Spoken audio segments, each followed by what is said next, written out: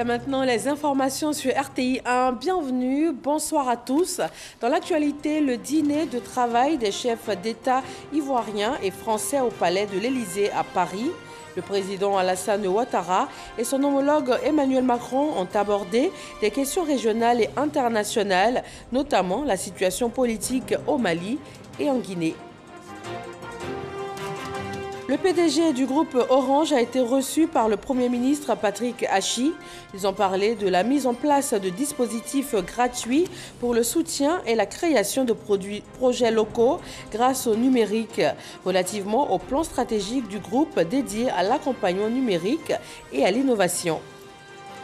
Sandégué, dans le nord-est de la Côte d'Ivoire, une enseignante en service dans le village de Daridougou a été victime de viol dans la nuit du 6 octobre dernier. Cette information suscite de la colère et de l'indignation à tous les niveaux.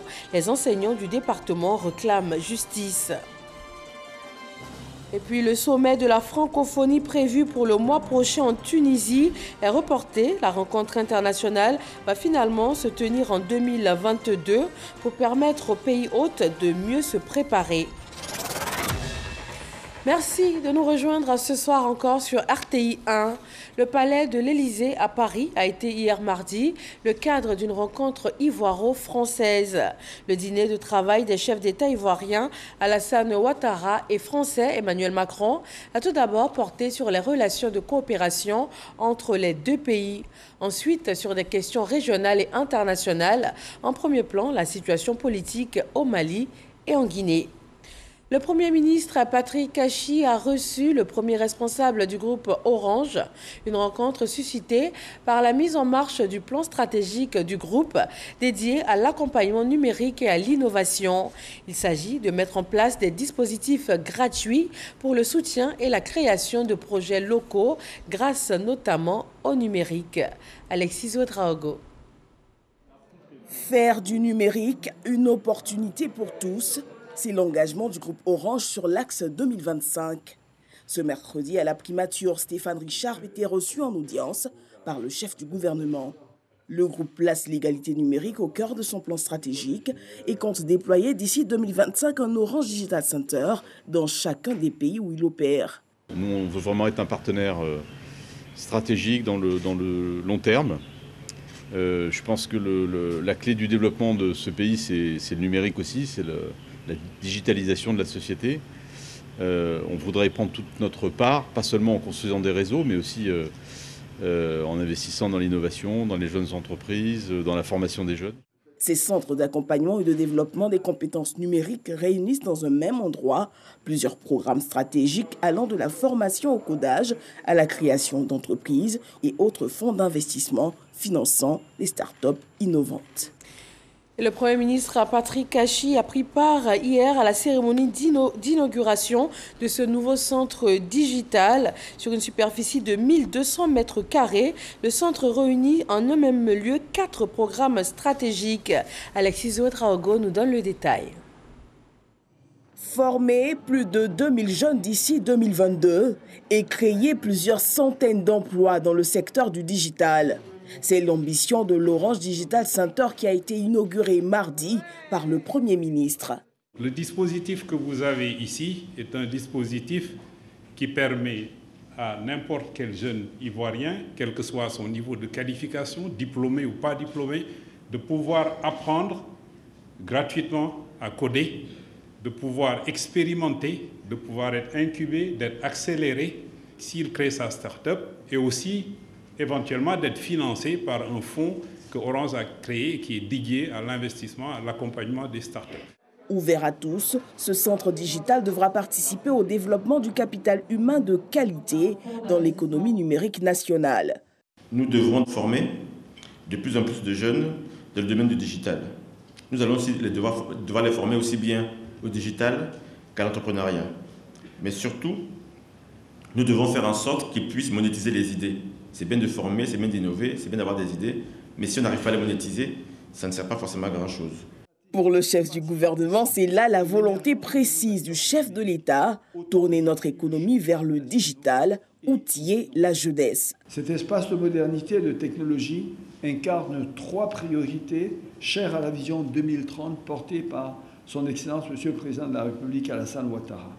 Premièrement, offrir des perspectives de formation en matière d'économie numérique et, in fine, des emplois à notre jeunesse. 2. Tourner résolument notre économie vers le digital en facilitant l'appropriation des technologies du futur, à l'image de la blockchain ou de l'intelligence artificielle. Et enfin, 3. Multiplier les partenariats avec le secteur privé pour accélérer la transformation structurelle de notre économie. Ici, vous aurez libre accès à du matériel et des logiciels de pointe, à des formations pratiques, afin de vous préparer aux enjeux passionnants des métiers du numérique. La Côte d'Ivoire entend se positionner ces prochaines années comme le hub digital de l'Afrique de l'Ouest. The sky is the limit. L'Agence française de développement totalise 80 ans de coopération avec les 8 pays du Golfe de Guinée. En Côte d'Ivoire, l'organisme d'aide au développement a rencontré pour marquer cette date la société civile et les médias. Au centre des échanges, le renouvellement de l'approche de l'aide au développement. Chaque connaît. La célébration des 80 ans de l'AFD, l'Agence française de développement, est un prétexte tout trouvé pour faire d'une part le bilan de la coopération avec les 8 pays du Golfe de Guinée, dont le Togo, le Ghana, le Nigeria et la Côte d'Ivoire, et d'autre part définir la nouvelle stratégie régionale de l'agence pour les prochaines années de coopération, d'autant plus que les voix s'élèvent de plus en plus en Afrique pour réclamer un renouvellement de l'approche de développement menée depuis lors par l'AFD. Nous avons effectivement 4 axes stratégiques. Le premier concerne le développement urbain, essayer de soutenir la mise en place d'un espace urbain créateur de valeur, créateur d'emplois. Le deuxième axe concerne la jeunesse, pour faciliter l'insertion économique et sociale de la jeunesse. Le troisième axe, c'est d'essayer d'offrir une réponse aux fragilités qui nous viennent du Sahel. Le quatrième axe, c'est consolider les transitions démocratiques et citoyennes avec à la fois une action en faveur des États. Les représentants de l'agence et de ses structures annexes telles Proparco et Expertise France ont expliqué devant les acteurs de la société civile ivoirienne leur vision du monde d'ici 2101. Autre décor, même festivité, mais cette fois à la résidence de France. L'ambassadeur de France en Côte d'Ivoire, Jean-Christophe Bayard, a saisi cette tribune pour annoncer la signature dans les jours à venir du 3e contrat de désendettement et de développement CDD avec le gouvernement ivoirien, portant sur une enveloppe globale d'environ 756 milliards de francs CFA. En économie, on parle de l'élaboration des rapports sur les perspectives économiques et financières 2022-2026 de la Côte d'Ivoire. La réalisation de la tâche est à l'origine de ce rendez-vous de la Direction générale de l'économie. Les experts ont été conviés afin de proposer des solutions pour la relance de la croissance économique qui a été perturbée par la Covid-19. Jean-Jacques Kwame.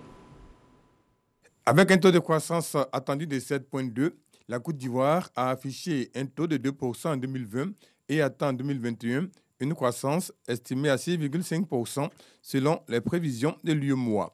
Après la Covid-19 qui a impacté l'activité économique, l'heure est à la relance et cela passe par la poursuite de la mise en œuvre de plusieurs plans. Le plan de soutien à l'économie contre la Covid-19, le plan national de développement PND, période 2021-2025. Des plans qui seront au cœur des discussions au cours de cette rencontre. À cela, il faut ajouter le plan stratégique Côte d'Ivoire 2030. Un document d'orientation qui définit la vision du chef de l'État et qui assigne pour objectif qu'à l'horizon 2030, la Côte d'Ivoire puisse être dans le peloton des pays à revenus intermédiaires dans la tranche supérieure. Il s'agit donc de doubler le PIB par tête de nos jours pour 2030. L'objectif est de remettre l'économie sur les sentiers de la croissance. Cet exercice sera exécuté par les autres pays membres de l'UEMOA et de la CEDEAO pour l'adoption d'un nouveau pacte de convergence, d'un programme pluriannuel. Contrôle des biens meubles de l'État, l'UEMOA a adopté une directive communautaire en la matière. Afin de mieux identifier les catégories de biens et de mieux maîtriser les textes en vigueur, une vingtaine de gestionnaires du patrimoine de l'État se font former en ce moment. Lancine Bakayoko. Cette formation vise à renforcer les compétences des gestionnaires du patrimoine de l'État pour une application scrupuleuse des textes et lois mis à disposition dans le cadre de l'UEMOA. La formation concerne 2 modules. Le premier module concerne le cadre de gestion des biens de l'État, module beaucoup plus théorique, et un module beaucoup plus pratique qui concerne les outils de gestion en comptabilité des matières. Un meilleur inventaire des biens combiné à un capital humain bien formé aux tests en vigueur devrait déboucher sur une gestion vertueuse du patrimoine de l'État en garantissant un accès sécurisé aux ressources matérielles afin d'éviter les déperditions et autres dysfonctionnements. Cette formation, c'est vraiment donner les rudiments, les instruments, les méthodes pour que nos gestionnaires de patrimoine, qui sont donc dans chacun des ministères sectoriels, puissent donc recueillir toutes les informations concernant les biens de l'État. Et nous, en tant que direction du patrimoine de l'État, nous allons donc coordonner toutes ces informations en vue d'élaborer la situation patrimoniale de l'État. Dans un contexte de bonne gouvernance et de reddition des comptes, une amélioration des capacités organisationnelles favorisera une parfaite rationalisation des dépenses et des prévisions budgétaires. Quand les États vont aujourd'hui auprès des bailleurs, au-delà des situations financières, on regarde votre potentiel en termes de situation, de biens. La comptabilité des matières constitue un facteur déterminant dans la sauvegarde du patrimoine de l'État, surtout qu'elle permet à tout moment le recensement, l'enregistrement et le suivi administratif et comptable des immobilisations de l'État. Actualité sanitaire, Covid-19, quel est l'état des lieux en Côte d'Ivoire en ce 13 octobre? Voyons les chiffres du ministère de la Santé.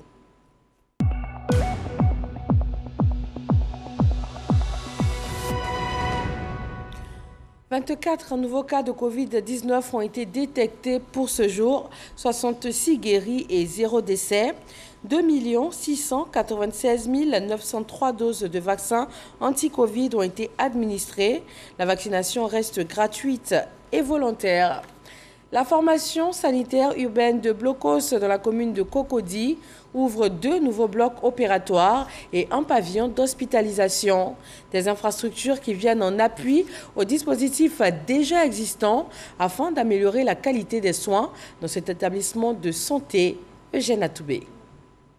Tout le personnel soignant et l'administration de la formation sanitaire urbaine du village de Blocos attendaient l'arrivée du Premier ministre Patrick Achi. Pour raison de calendrier, le ministre de la Santé, de l'Hygiène publique et de la couverture maladie universelle le représente à la cérémonie. Pierre Dimba découvre avec beaucoup de satisfaction et de fierté la nouvelle acquisition de l'établissement sanitaire. Un pavillon d'hospitalisation et de bloc de gynécologie flambant neuf entièrement équipé par l'État de Côte d'Ivoire. Ces infrastructures viennent compléter l'existant et renforcer le plateau technique de la formation sanitaire de Blocos. En fait, d'obstétrique, c'est maintenant que ça va bien fonctionner parce qu'on faisait l'obstétrique partielle, les accouchements par voie basse. Quand ça ne va pas, on les évacuait au CHU de Cocody. Dieu merci, voilà. On vient de nous offrir 2 blocs flambants neufs. C'est un apport inestimable que vient de porter le gouvernement à ce centre de santé qui appartient à la mairie de Cocody pour le bien de nos administrés. Le rapport des populations de Blocos à leur établissement sanitaire depuis sa livraison en 1980 à ce jour a montré la nécessité de renforcer les capacités de cette FSU en termes d'offres de soins et infrastructures d'accueil. L'existant, en cohérence avec son rang sur la pyramide sanitaire, va gagner en performance. Et si le ministre de la Santé s'en félicite, il exhorte les médecins et tout le personnel soignant à relever le défi de la satisfaction de la clientèle du FSU de Blocos. Continuez donc à exercer votre métier que vous avez choisi, qui est un noble métier, mais surtout avec beaucoup de professionnalisme et surtout administrer des soins humanisés en accueillant nos mamans, nos sœurs qui vont venir dans ce centre avec beaucoup d'affection. La formation sanitaire urbaine de Cocody Blocos, selon les médecins, reçoit dans son service de gynécologie obstétrique près de 100 accouchements dans le mois. Avec ces 2 blocs opératoires, les évacuations d'urgence vont connaître une baisse considérable. Dans l'enseignement supérieur, les étudiants bénéficient de formations ouvertes à distance grâce au projet appui à la création de l'Université virtuelle de Côte d'Ivoire. C'est un partenariat du ministère de l'Enseignement supérieur de Côte d'Ivoire et de l'Agence universitaire de la francophonie. Patricia Omoetia. Le contrat de désendettement et de développement, avec comme opérateur de mise en œuvre l'AFD, inclut le projet AMRUGE Côte d'Ivoire, appui à la modernisation et à la réforme des universités et grandes écoles de Côte d'Ivoire. Ce beau projet d'université virtuelle de Côte d'Ivoire est en train de se développer à un très beau rythme. Et nous comptons aller un peu plus loin, Monsieur le Ministre. Je vais vous en parler tout à l'heure avec un peu plus de détails. Nous comptons lancer, dans le cadre de la nouvelle stratégie de l'AUF 2021-2025, un consortium des universités virtuelles en Afrique. Ce projet vise à soutenir les projets de recherche pertinents pour le développement économique et social de la Côte d'Ivoire et à renforcer les compétences des équipes de recherche par l'acquisition d'équipements et par le développement des collaborations entre équipes ivoiriennes et internationales. L'État continue à faire beaucoup d'efforts budgétaires, mais il est évident que l'État tout seul ne peut pas tout faire. Et c'est là que les bailleurs de fonds, les partenaires techniques et financiers sont essentiels pour nous. Et bon, je ne vais pas citer tous les partenaires sur lesquels nous nous appuyons, mais il est évident que l'Agence française de développement est l'un de nos partenaires vraiment de première ligne. Le bilan des activités réalisées du 24 novembre 2019 au 31 août 2021 a été présenté. Le projet AMRUGE Côte d'Ivoire comporte 4 lots qui sont l'ingénierie de formation et pédagogique, les équipements informatiques des établissements d'enseignement supérieur, le renforcement de centres de documentation en liaison avec la mise en place du LMD, le renforcement des capacités de recherche et des ressources humaines. Revue sectorielle du système éducation-formation 2021. Les difficultés de l'école ivoirienne ont été examinées, des recommandations faites pour y remédier. Les partenaires notent tout de même des progrès. Isaïo.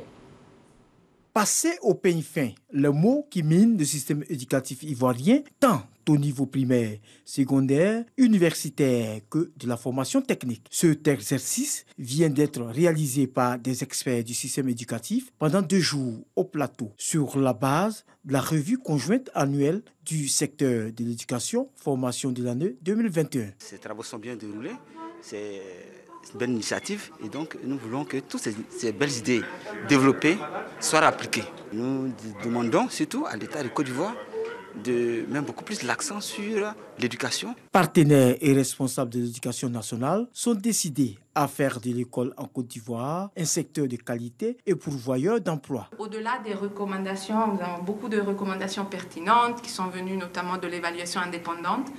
Mais quand on commence à se questionner sur le processus, je pense que c'est un bon signe de la vraie appropriation par les acteurs. Donc ça, c'est quelque chose que au nom du GLPE, je voulais vraiment le souligner et vous remercier tous en fait pour cet élan qu'on sent. La Côte d'Ivoire dispose d'un système éducatif et de formation de qualité, équitable et inclusif, qui développe des compétences constamment renouvelées et maintenues en synergie avec les besoins de transformation structurelle et de compétitivité de l'économie, ainsi que des capacités d'innovation technologique. Le représentant des ministères du secteur de l'éducation en Côte d'Ivoire, Binaté Mamadou, a réitéré la volonté du gouvernement de mettre les moyens afin de rendre performant le système éducatif du pays. À Sandégué, dans le nord de la Côte d'Ivoire, le viol d'une enseignante en service dans le village de Daridigou le 6 octobre dernier a créé l'indignation. Sur la toile, les associations de défense des droits des femmes et même les ministères ont réagi. Sur place à Sandégué, c'est l'émoi total. Les enseignants du département sont en colère. Ils réclament justice. Hermaniamia. Devant la préfecture de Sandégué, des enseignants qui scandent non au viol. La tête nouée de bandeaux, ils protestent contre le viol de l'une de leurs collègues. Il y a eu un cas de viol sur la personne d'une de nos camarades institutrices dans la nuit du 6 au 7. Nous voulons qu'il y ait un éclaircissement. Il faudrait que ces malfrats soient retrouvés et punis. Mais qu'est-ce qui s'est réellement passé cette nuit du mercredi 6 au jeudi 7 octobre? Pour des questions de sécurité, nous ne sommes pas autorisés à rencontrer la victime. Alors, nous mettions le cap sur Daridougou, le village où s'est déroulé les faits. C'est ici, dans cette maison, située à la lisière du village, dans l'enceinte de l'école primaire, que la pauvre enseignante a vécu les pires moments de sa vie. La maîtresse était couchée hier aux environs entre 23h01 et il y a eu coupure de courant. À sa grande surprise, elle était dans la chambre et puis quelqu'un est rentré sur elle et puis la personne s'est masquée. Donc elle était étonnée qu'elle-même elle avait fermé la porte et puis quelqu'un est dans la chambre. Elle dit qu'il y avait un couteau, mais ce monsieur avait lancé quelque chose, avait appuyé quelque chose sur son cou. Donc elle ne sait pas, elle s'est rendue compte si c'est une arme ou bien elle ne sait pas. Donc le monsieur lui a dit, il ne faut pas, tu vas me regarder. Le violeur est-il une connaissance de la victime? Vit-il dans le village ou vient-il d'ailleurs? En tout cas, les jours à venir nous situeront. Les faits limiers de la gendarmerie sont sur le terrain pour la manifestation de la vérité et surtout pour appréhender le malfrat pour qu'il réponde de ses actes devant les tribunaux. Le commandant de la 7e Légion de la gendarmerie, qui dirige les enquêtes, et le préfet du département de Sandégué, appelle au calme et rassure l'opinion que la lumière sera faite. Ma fonction et ma tenue m'obligent à avoir un comportement digne. Je suis écœuré. J'ai demandé à la gendarmerie. Vous voyez le commandant Légion, vous voyez le commandant compagnie. Depuis ce matin, on est ensemble. Et ils ont pour mission de faire tout ce qui est de leur ressort et de leurs compétences pour mettre aux arrêts celui qui a commis l'acte ignoble. Je suis mandaté par le commandant supérieur de la gendarmerie, qui a été lui-même choqué, foudroyé devant cette situation. Notre mission ici, ça consiste également à inciter le violeur.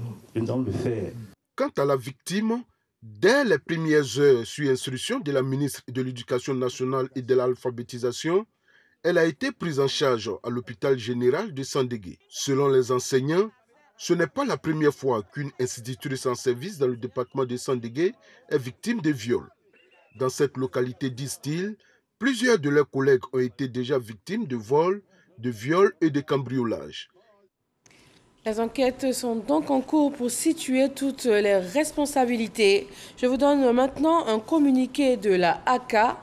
La Haute Autorité de la Communication Audiovisuelle rappelle aux promoteurs de médias audiovisuels en ligne, Web TV, Web Radio et autres opérateurs audiovisuels numériques que l'exploitation de ces services est soumise à l'autorisation préalable de la ACA, conformément à la loi numéro 2017-868 du 27 décembre 2017 portant régime juridique de la communication audiovisuelle.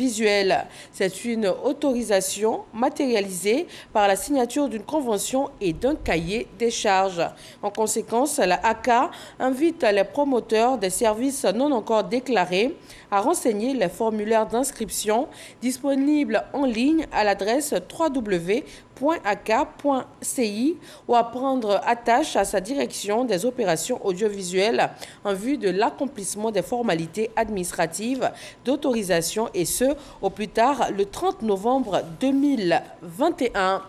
Lutte contre la vie chère, le ministère du Commerce et de l'Industrie dédie ce mois d'octobre à la consommation des produits locaux. Et le challenge est de les rendre accessibles en termes de coûts. Pour ce faire, visite de coopératives actives dans le vivrier, direction la région de Gbeke avec Kader Sogodogo. Kondoukro, sous-préfecture de Djebounoua. Dans ce village, des coopératives spécialisées dans le vivrier accueillent la première responsable du Conseil national de lutte contre la vie chère. Dr Annie Didis Bakone est venue s'imprégner de leurs conditions de travail. De Kondoukro à Kwasiblekro, ces acteurs de la chaîne de production et de commercialisation rencontrent effectivement des difficultés. On a besoin des produits, des semences pour travailler. Nous n'avons pas un revendeur fixe. Je veux dire que le ministère n'est qu'à peut-être appuyer les producteurs pour qu'on puisse avoir local, pour ne pas que les autres là aussi envoient pour eux. À Diabo, les coopératives visitées exposent leurs souffrances. Les femmes sont exposées au soleil. Nous avons eu notre marché qui est entre la carrière et la cimenterie. Donc nous voulons construire ce marché. Donc on demande, Madame le ministre, de transmettre le message au ministre pour qu'il puisse nous aider, pour que nous pouvons écouler nos produits à bon prix. Le mois d'octobre, mois du consommé local, est aussi une occasion pour le gouvernement d'être à l'écoute de tous les acteurs, de la production à la commercialisation, en passant par la transformation. Nous voulons leur dire que le gouvernement est à leur côté. Le ministre du Commerce et de l'Industrie, M. Souleymane Diarra-Souba, est avec elles et les encourage. Et tout ce que nous pouvons faire pour les accompagner sera fait. Le mois d'octobre, mois du consommé local, sera lancé officiellement le jeudi 14 octobre 2021. L'objectif, bien entendu, reste de lutter contre la vie chère.